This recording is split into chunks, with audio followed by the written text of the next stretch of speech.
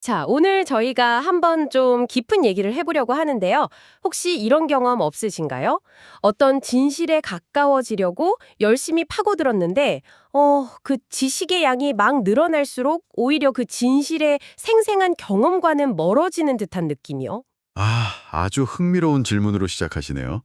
그게 마치 산 정상에 오르려고 최고의 등산 장비랑 지도를 다 챙겼는데 정작 산을 오르는 기쁨이나 바람을 느끼는 감각은 잊어버리는 것과 비슷하달까요? 맞아요, 맞아요. 머리는 막 채워지는데 마음은 오히려 공허해지는 그런 역설. 네, 바로 그 역설이죠. 오늘 저희가 살펴볼 자료가 바로 그 벽에 부딪힌 두 전문가에 대한 이야기입니다.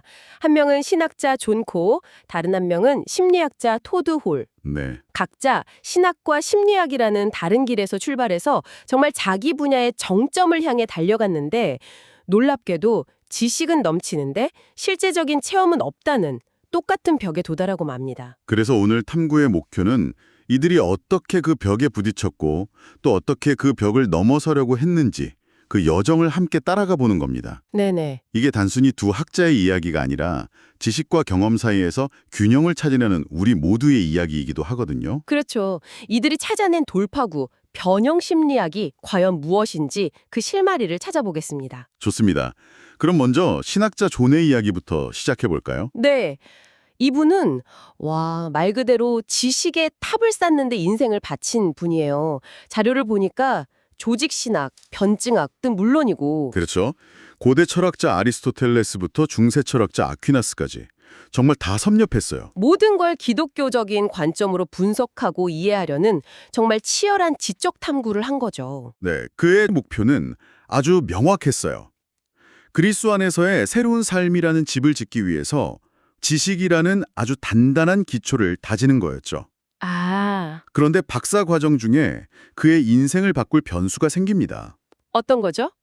심리학과 학생들에게 신학을 가르칠 기회가 생긴 거예요. 아, 신학자가 심리학과 학생들을요? 네. 그리고 그때 카렌 호나이의 신경증과 인간성장이라는 책을 처음 접하게 됩니다. 아니 근데 신학만 파고들던 사람이 심리학 책 하나 읽었다고 인생이 바뀔 정도의 그런 충격을 받나요? 그 책의 어떤 점이 그를 그렇게 사로잡았던 걸까요? 그 책이 그에게 완전히 새로운 창을 열어준 셈이었어요. 새로운 창이요? 네. 이전까지는 거대한 신학체계나 철학적 논증 속에서 답을 찾았다면 이제는 자기 자신의 내면, 그러니까 내 영혼과 개인사를 들여다보는 도구를 얻게 된 거죠. 아, 그는 이걸 이론적으로나 경험적으로나 무성한 정글로 뛰어들었다고 표현하는데요. 와, 무성한 정글이라니 그 표현이 정말 와닿네요. 네. 그만큼 매력적이면서도 또 혼란스러운 세계였던 겁니다. 길을 잃을 위험도 크다는 의미도 담겨 있는 것 같고요. 혹시 실제로 그 안에서 길을 잃었던 건가요? 정확합니다. 처음에는 신학과 심리학을 통합하려는 시도가 굉장히 흥미로웠어요. 네. 소위 통합심리학이라는 분야에 뛰어든 거죠. 이게 말 그대로 신앙적 개념을 심리학의 틀로 가져와서 신앙적으로 건강한 자아 같은 걸 만들어 보려는 시도였거든요. 음, 들으면 되게 이상적으로 들리는데요? 그렇죠. 그런데 시간이 지날수록 존은 깊은 영적 좌절감에 빠집니다. 아니, 두 가지 좋은 걸 합쳤는데 왜 좌절감을 느끼죠? 오히려 시너지가 나야 하는 거 아닌가요? 그게 바로 핵심입니다. 존의 고백에 따르면 통합심리학은 죄책감이나 수치심에서 자유로워지는 법에 대해 많은 이론을 제공했어요. 네, 이론은 많았겠죠. 근데 정작 그의 삶에서는 그 자유가 느껴지지 않았다는 거예요. 어, 오히려 자기 안에 완고한 죄나 나쁜 습관들을 더 선명하게 보게 되면서 무력감만 커졌죠. 세상에. 그는 심지어 하나님으로부터 점점 더 멀어지는 것을 느꼈다고까지 말합니다. 이건 마치 최고의 재료로 가득한 요리책을 받았는데 정작 부엌에 불을 지필 방법을 모르는 그런 거랑 비슷하네요? 완벽한 비유입니다. 레시피는 완벽한데 요리를 시작할 수가 없는 상태. 네, 존 자신이 바로 그런 진단을 내렸어요. 통합심리학 교육이 어떻게 하나님의 영이 한 개인과 관계를 통해 깊은 곳에서 일하시는지에 대한 지혜, 즉 내용은 알려주지 않았다는 거죠. 아, 교육의 형태만 있고 내용이 빠졌다. 맞습니다. 지식과 기술은 늘었지만 살아있는 성령의 역사에 마음을 여는 법은 배우지 못했던 겁니다. 결국 마음은 점점 차갑고 메말라갔던 거죠. 잠시만요. 여기서 정말 흥미로운 지점이 나오네요. 네, 신학자인 존이 지식의 통합 속에서 공허함을 느꼈다면 심리학자인 토드는 정반대의 경험을 합니다. 네, 그는 지식이 아니라 너무나 강렬한 실제 경험 때문에 오히려 하나님을 잊어버렸다고요. 네. 이제 토드의 여정을 살펴볼 차례인데요. 두 사람의 출발점부터가 완전히 다릅니다. 토드는 어린 시절부터 교회에서 자라면서 사람들의 영적 성장을 돕고 싶다는 열망이 컸어요.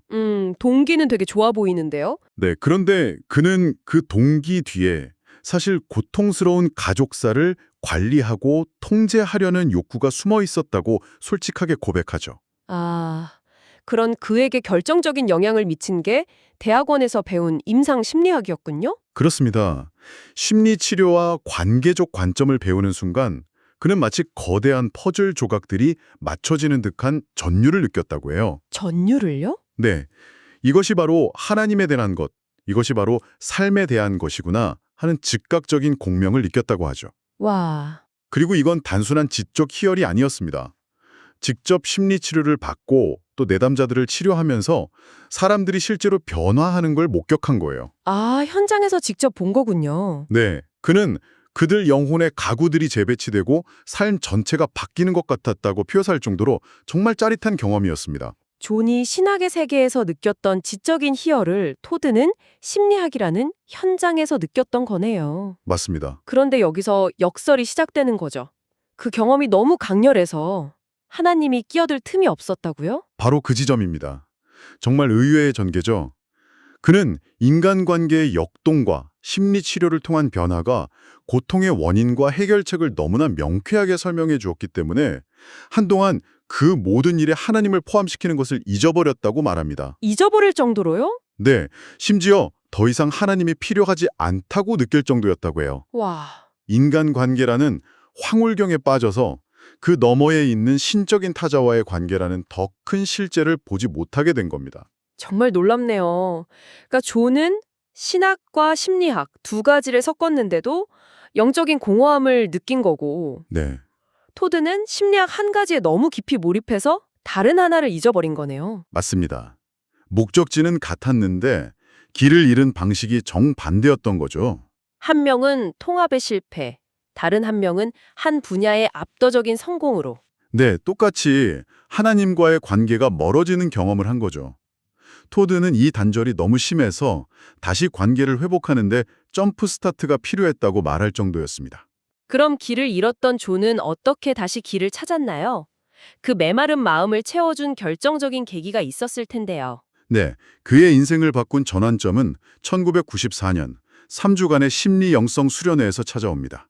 수련회에서요? 네, 그는 거기서 자신의 죄와 거짓된 모습을 정말 처절하게 마주하게 돼요. 그런데 놀랍게도 바로 그 가장 깊이 깨어진 자리에서 이전에는 한 번도 경험하지 못했던 압도적인 사랑을 체험합니다. 이론이 아니라 실제 경험이었군요. 그렇습니다. 이 경험에 대한 그의 묘사가 정말 생생해요. 내면에서 한 인격과 사랑을 너무나 깊이 경험해서 마치 그분이 바로 눈앞에 서 계시는 것 같았다고요. 와, 이건 단순히 기분이 좋아지는 그런 감정적 고양감이 아니었어요. 자신의 가장 추한 모습을 보고 애통하는 동시에 그럼에도 불구하고 자신을 사랑하는 인격적인 존재를 실제로 만나는 깊은 체험이었습니다. 머리로만 알던 지식이 드디어 가슴으로 내려오는 순간이었군요. 바로 그렇죠. 지식의 탑 꼭대기가 아니라 가장 낮은 바닥에서 진짜를 만났다는 게 참 아이러니하면서도 깊은 울림을 주네요. 네, 맞아요. 바로 그 체험이 이후 14년간 그를 이끌었고 이론적 통찰과 체험적 삶을 통합하려는 영성형성연구소를 설립하게 만듭니다. 아, 그의 목표는 명확해졌죠. 영혼의 세계와 성령의 세계를 하나로 묶는 진정한 의미의 변형된 심리학을 추구하는 것. 그렇군요. 그럼 다시 토드에게로 돌아와서요. 그 역시 점프 스타트가 필요했다고 했는데 그 계기는 무엇이었나요? 그리고 그는 왜 자신이 그렇게 하나님과 멀어졌다고 분석했죠? 포드는 이 문제를 단순히 개인의 실수로만 보지 않았어요. 아, 그래요? 네, 오히려 더 큰 구조적인 문제를 지적하죠. 바로 교회와 학계가 심리학, 영성, 목회, 치료 사이에 그어놓은 인위적인 경계선 때문이라는 겁니다. 인위적인 경계선이요? 네, 이 분야들이 서로 분리돼서 별개의 것처럼 다뤄지다 보니까 자연스럽게 통합적인 시각을 갖기 어려웠고 결국 심리적 성장과 영적 성장이 따로 노는 결과를 낳았다는 분석이죠. 아, 각 분야의 전문가들이 자기 영역에만 머물다 보니까 인간이라는 전체를 보지 못하게 되었다. 이런 비판이군요. 맞습니다. 그래서 결국 신학에서 출발한 존과 심리학에서 출발한 토드는 각자 다른 길을 걸었지만 하나의 결론에 도달합니다. 어떤 결론이죠? 현재의 심리학과 기독교 모델이 가진 한계를 초월해야 하고 심리적 성장과 영적 성장 사이에 놓인 그 비현실적인 구분을 넘어서야 한다는 것이죠. 그래서 두 사람이 함께 제시하는 새로운 패러다임이 바로 변형 심리학이군요. 네, 이제 이 개념이 왜 필요했는지 훨씬 더 명확하게 이해가 됩니다. 그렇다면 변형 심리학은 기존의 통합 심리학과 구체적으로 어떻게 다른 건가요? 변형 심리학은 단순히 심리학 이론에 기독교적인 용어를 몇 개 덧붙이는 수준이 아닙니다. 아, 그런 게 아니군요. 네, 출발점 자체가 달라요.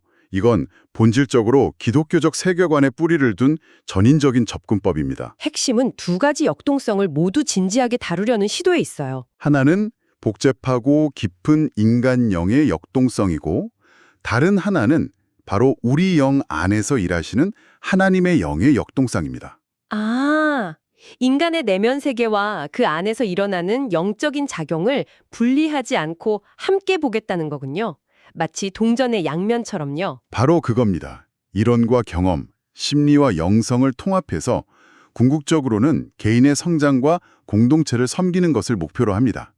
이 두 사람의 고통스러운 여정 자체가 이 새로운 패러다임이 왜 필요한지를 가장 극적으로 보여주는 증거인 셈이죠. 오늘 우리는 두 학자의 여정을 통해서 정말 중요한 통찰을 얻은 것 같습니다. 네, 그렇죠. 신학자는 풍부한 신학적 지식 속에서, 심리학자는 강력한 심리학적 통찰 속에서 오히려 하나님과의 관계가 멀어지는 역설을 경험했죠.